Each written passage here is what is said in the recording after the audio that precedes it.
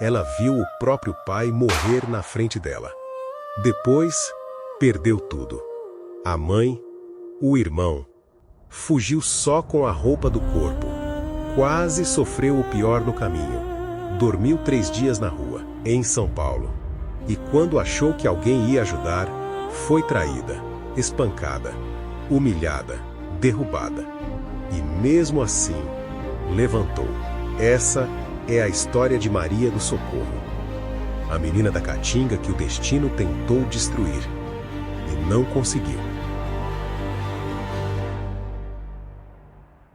Tem histórias que a gente ouve e fica em silêncio, porque a dor é grande demais para comentar.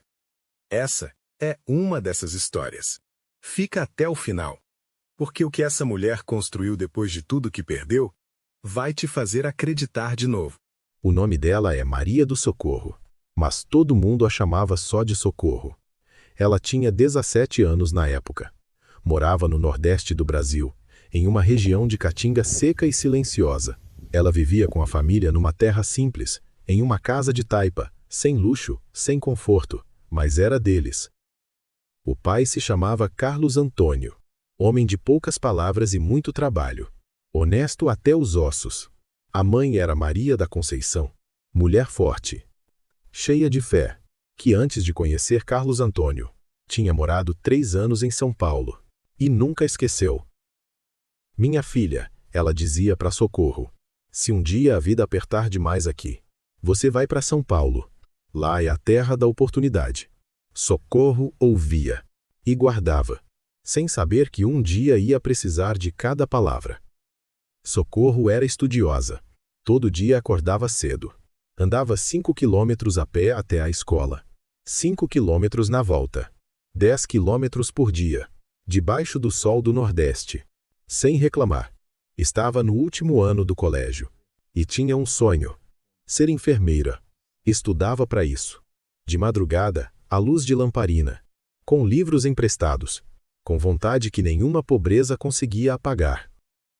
Mas havia uma sombra sobre aquela família. O tio Zé Augusto. Irmão do pai. Dono da terra vizinha. Homem de olho torto e coração podre. Um fazendeiro rico da região queria comprar aquelas terras. Pagava bem. Todos os vizinhos já tinham vendido. Menos Carlos Antônio. O fazendeiro insistiu. Carlos Antônio não cedeu. E Zé Augusto, que também queria vender a parte dele, ficou com raiva. Uma raiva que foi crescendo, crescendo, até virar ódio, até virar plano. Era uma noite de lua cheia. Socorro estava estudando no quarto. O irmão mais velho, João, dormia no quarto ao lado. 19 anos. Forte como o pai. Foi quando ouviram os passos. Muitos passos. Carlos Antônio saiu para ver.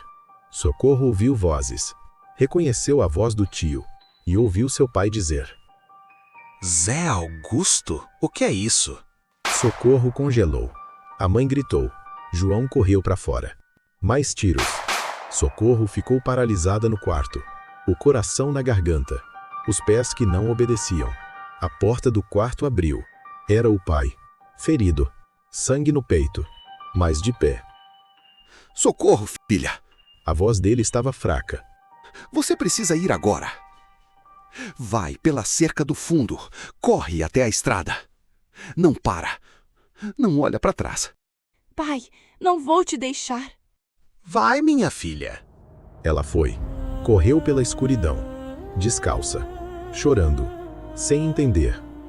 Quando chegou na estrada, ouviu mais um tiro. E soube. Parou. Olhou para o céu. E caiu de joelhos no chão de terra. O pai havia comprado a fuga dela com a própria vida. Junto com a mãe e com o irmão. Ela era a única que restava.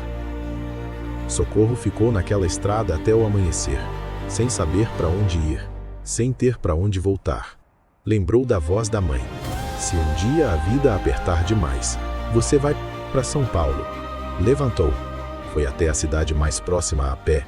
Vendeu o único cordão de ouro que tinha no pescoço, herdado pelos avós. Comprou uma passagem de ônibus e foi. Com uma trouxa de roupa, com a história da mãe na cabeça e com uma dor que não tinha nome. O ônibus parou numa lanchonete de beira de estrada. Parada de descanso.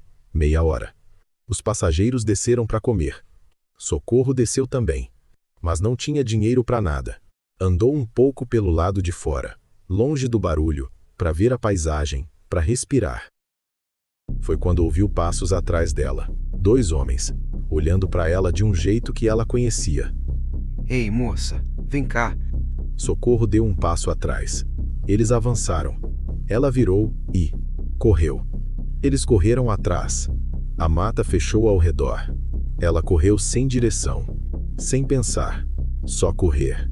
E de repente, o chão sumiu. Ela caiu da ribanceira. Estava muito escuro. Ela se agarrou numa pedra. Ela estava viva. Olhou para cima. Os homens tinham parado na beira. Não foram atrás. Estava muito escuro para enxergar. Socorro teve muita sorte.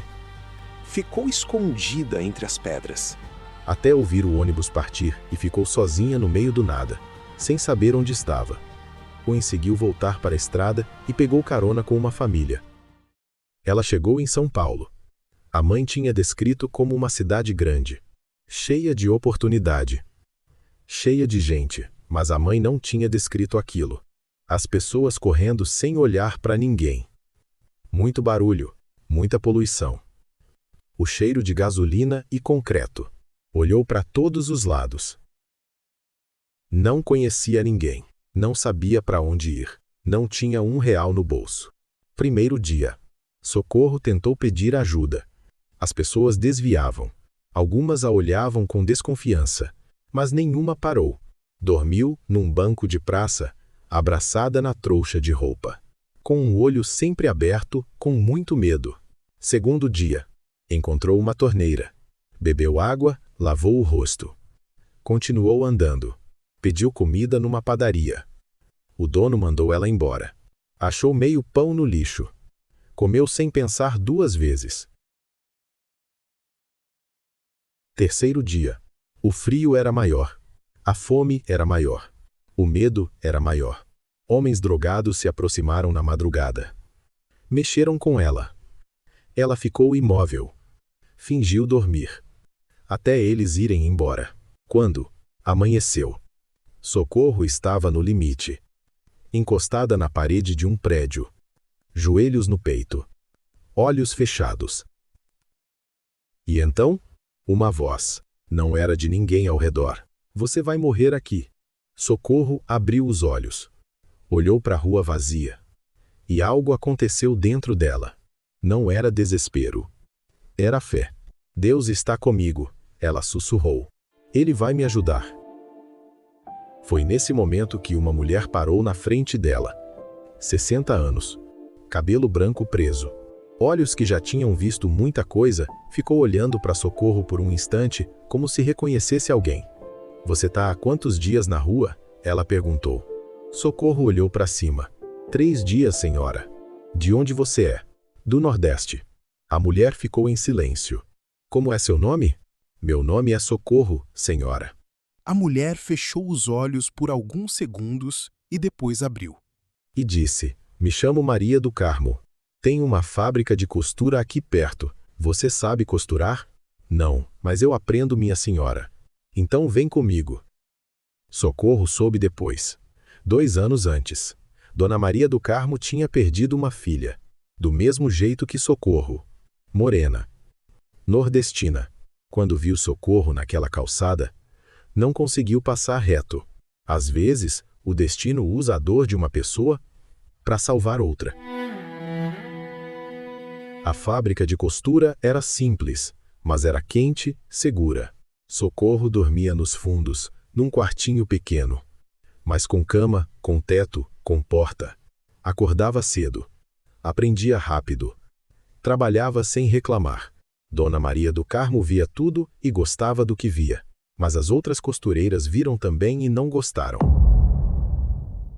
A Sônia era a mais antiga da fábrica. Sempre tinha sido a preferida da dona. Até Socorro chegar. A inveja foi crescendo devagar. Até que Sônia tomou uma decisão. Numa segunda-feira de manhã, a Sônia chegou desesperada. Dona Maria do Carmo, minha bolsa sumiu. Tinha R$ 200 dentro. Todas pararam. Procurei em todo lugar. Dona Maria do Carmo ficou séria. Vamos verificar os pertences de todo mundo. Foram de gaveta em gaveta, de bolsa em bolsa, até chegarem no quartinho de Socorro. Dona Maria do Carmo abriu a mochila dela, e a bolsa da Sônia estava lá, com o dinheiro dentro. Socorro ficou branca. Eu não peguei isso. Eu juro pela minha mãezinha. A bolsa tá aqui, Socorro. A bolsa estava no seu armário, Maria. Alguém colocou aí. Eu juro que não peguei. Mas as outras confirmaram que só Socorro tinha ficado perto daquele lado da fábrica. Dona Maria do Carmo olhou para ela, com uma dor nos olhos. Eu confiei em você e você faz isso. Quero que vá embora agora daqui. Socorro pegou a mochila. Saiu sem dizer nada. Do lado de fora, encostou na parede. Fechou os olhos. Pensou nos pais, no irmão, em tudo o que tinha perdido. E pensou na Sônia. Mas não chorou de raiva. Chorou de saudade. Porque toda vez que a vida batia nela, era nos pais que ela pensava. Depois enxugou o rosto. E foi sem rumo. Dessa vez a rua era diferente. Não era mais a menina assustada que chegou do Nordeste. Era uma mulher que já tinha dormido no frio, que já tinha passado fome, que já tinha sobrevivido. 2 dias depois, entrou numa loja de calçados. Você tem experiência com vendas? Não, mas aprendo rápido. E não tenho medo de trabalhar. O gerente olhou para ela. Pode começar amanhã. Com o primeiro salário, alugou um barraco numa favela. Pequeno, quente, mas dela. E voltou a estudar, de madrugada, como sempre fez. Mas a favela tinha dono, o alemão, traficante local. Quando viu Socorro, não conseguiu mais tirar os olhos dela. Começou a aparecer. A oferecer o mundo, Socorro recusava sempre. Até que a namorada dele soube, esperou Socorro num beco, com 3 amigas. Caiu no chão, chutes, socos, e antes de ir embora, a namorada pegou o cabelo de Socorro na mão e cortou tudo. Deixaram ela na lama, machucada, humilhada. Ela levantou com muita dor e olhou para o céu. Quanto tempo ainda, meu Deus? Mas no dia seguinte, ela levantou, fez um curativo na cabeça e foi trabalhar. Porque essa é a Maria do Socorro. A vida bate e ela levanta e segue. Se mudou para outra favela, longe do alemão. Recomeçou de novo.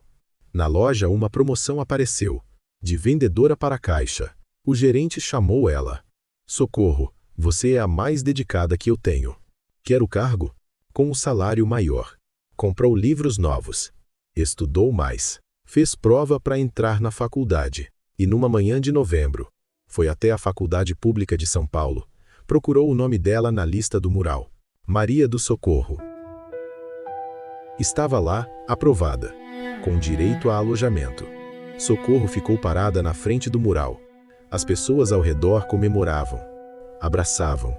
Ela ficou quieta, colocou a mão no peito e falou baixinho. Mãe, pai, eu consegui! Eu venci!